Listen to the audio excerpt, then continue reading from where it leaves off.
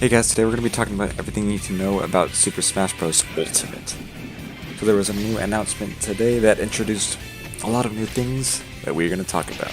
So there are a couple new characters that were introduced. There are Simon and Richter from the Castlevania series. And they're very similar, they're Echo Fighters actually. But they do have a very unique flail attack that's actually the longest attack you can do in the game. So if you want a good reach on your opponent, that's the way to go. He has a holy fire, he can throw axes. He can block attacks by swirling his flail around. Honestly, these Castlevania people seem really good. And I'll have to try them out in the game. There's also a Castlevania map to go with it.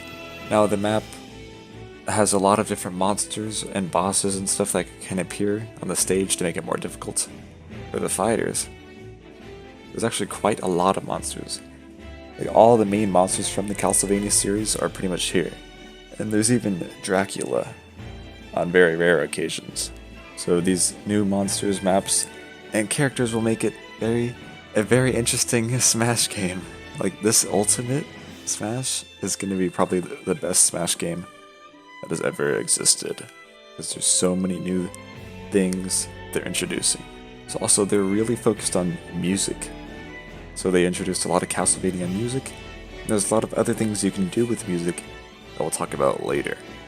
So there's a new assist trophy also from the Castlevania, Alucard, which kind of acts like another character in the game. He walks around, deals damage, you can KO him, but it will be very difficult.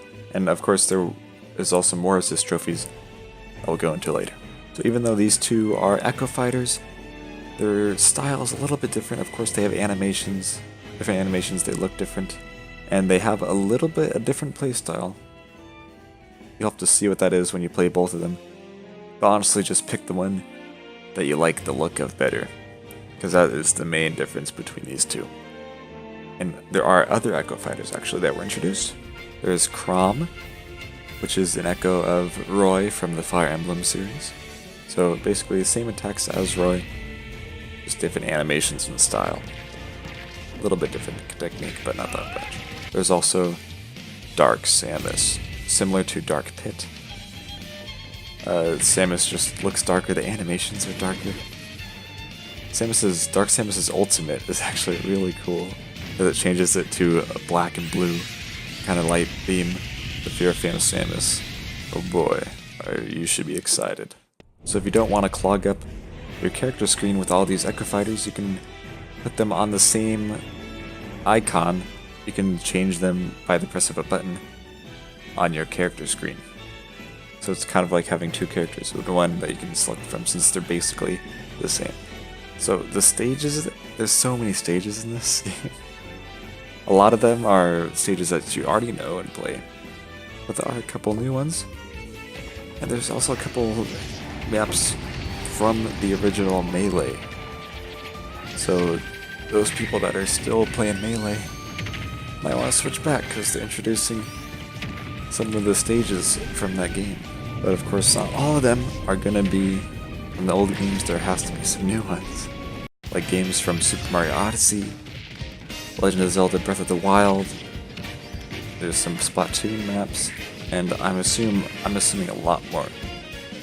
So if you think of a Nintendo game, there's probably going to be a map from that.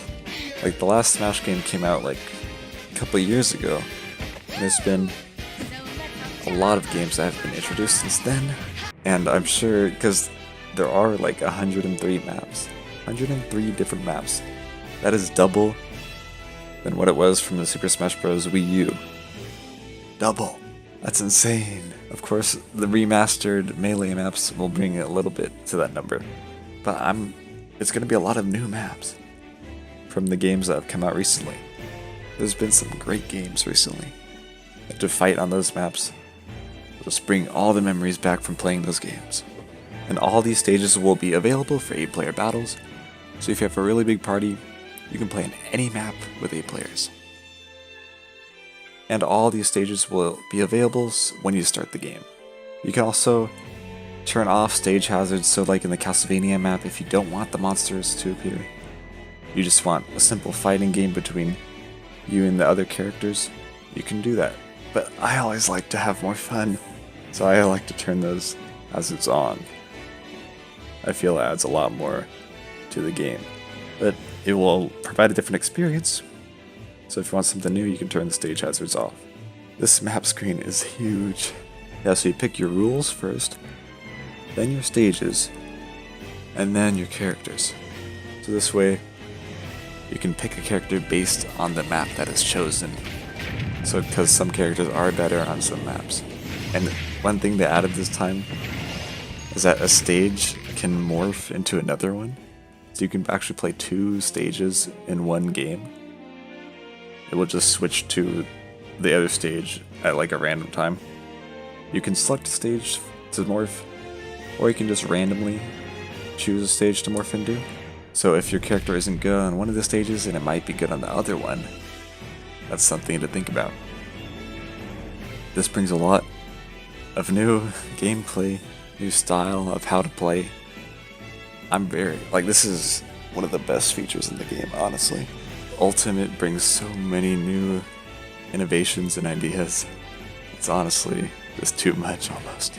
Alright, so we're back to the music part. You can choose which kind of music to play on which stage. Although it can't be just like if you're on a Zelda stage, you can't play Mario music. Let's say you're on a Legend of Zelda stage, you can play any music from any Legend of Zelda game on that stage. And you can pick how often it plays, how rarely it plays. Because you would, like on a Breath of the Wild stage, you would probably normally hear Breath of the Wild music. But if you want to hear it from like the Wind Waker or something like that, you can.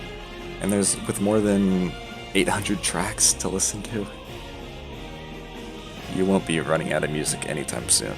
You can actually create a playlist with your favorites, and they don't have to be from all one game. You can mix them up, and you can listen to this playlist without even having to turn on your Switch. You can just leave it in your bag or wherever you leave it, on the table or something, and just listen to the music if you don't want to play. So while you work or like while you do something, turn on the music from your Nintendo Switch and listen to all the Nintendo goodness. So there is a new rule coming. It's a stamina battle. It's an option to stock timer in other modes. So in this mode you have a set HP. Once set HP reaches 0, you're out. So this game probably has the highest pressure, even more than stock, because stock is based on the percentage of damage. This one's just based on HP. So it's a lot more high tier gameplay, it's a lot quicker matches.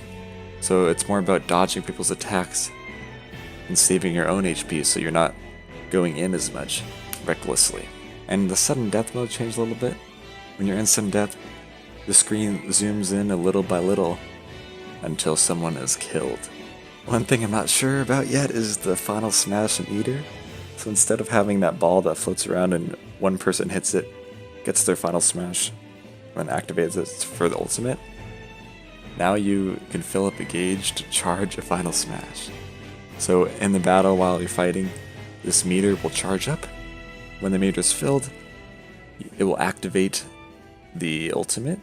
Everyone will have one at the same time, pretty much. So things will get crazy.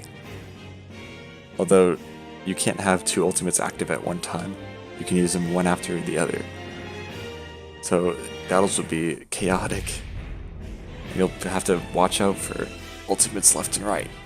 I think this could be a good option if you normally play with the Smash Ball, but you just want more chaos and try out everyone's ultimate, because it's not just one person getting an ultimate, it's everyone. So there are some new battle modes. If you don't want to play the traditional, you can play Squad Strike, which is basically kind of like a tournament where you face off against another opponent. You choose 5 characters, and once that person is defeated, then you go on to the next character.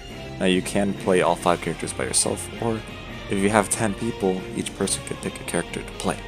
Now there is a regular tournament, and it's basically a tournament style gameplay. Each bracket competes against each other, and then the bracket that moves on will face against the other bracket that moves on. Then there is Smashdown, which after you pick a character, it can't be used ever again. So if the person you're playing against picks like the certain character, you can pick it, to make them not play it and try to beat them. So this is good for people that want to try a lot of different characters. Maybe you have a friend that only plays this one character and you want him to branch out a little bit. This will help them play that. I think this game mode is going to be a lot of fun. Training mode is kind of like a graph paper styled stage where you can test out how far things go, how high you can jump, so you get the hang of it before you go into the actual battle. Yeah, it displays launch distances, so it displays your lowest possible launch and then your highest, like 100% damage boost, and the green line's where they actually go. We're bringing back classic mode, so each character will fight a specific set of opponents. So each character, you can bring like all the characters and then you will fight different people each time, which is pretty cool. Right, there are a couple of new items. The banana gun is pretty fun. You won't see this coming when it shoots a bullet out of the banana. Killing Edge, when it glows, its power intensifies, so you gotta wait for that glow and then hit the enemy at the right time. Bomber is kind of like just a suicide bomb. You run into an enemy and then it explodes. This Scythe is really interesting. Instantly KO fighters who are badly damaged. So it's kind of like that hammer that just goes really fast and kind of KOs enemies who are pretty low. This will automatically KO them. This is a really OP item, it seems. There's a staff which its power increases the farther you are from your target. If you're playing on really large maps, this will be useful. Ramblin' Evil Mushroom is actually really evil. It reverses the opponent's controls. I have a hard time playing with normal controls. Like with the reversed, that's gonna be insane. There's the Rage Blaster, which the higher damage percentage, the more damage you deal. But there is risk and reward with this. As if you're high damage, you're more likely to be KO'd. Now I'm sure there were a lot more items that weren't mentioned here, because this is Smash Ultimate, and you know there's going to be a lot more things and items to discover. Alright, everyone likes the Pokemon. Now there are the Pokemon from Sun and Moon that were introduced, but there are also Pokemon from the original games that were never in this game, like Abra, Vulpix, and other Pokemon like that. Now each of these Pokemon have really cool powers. Like Solgaleo and Lunala, they have kind of like a Samus style beam, but I'm sure there are more Pokemon to discover in this game too. They're just adding so much stuff, it's unbelievable. You can even have Ditto. It just copies a player. And it's like having an AI almost. Now the assist trophies, there are also a couple of those. And these assist trophies basically act kind of like an AI, but they have their set kind of programmed style like of what they do. Some will run around and act like an AI.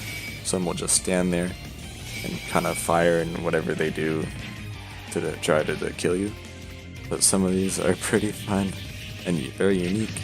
Shovel Knight is actually here as an assist trophy. He won't be a character, but you still get him in the game as an assist trophy, so that's better than nothing. There actually is something from Monster Hunter, it's one of the dragons. It's Rathalos, and he actually appears as a boss and as an assist trophy, and it's the first character to do this. So just imagine having a giant dragon on the battlefield, that's insane. So they revamped the menu a little bit. There is something that's blurred that we won't know until later, or maybe even the launch of the game.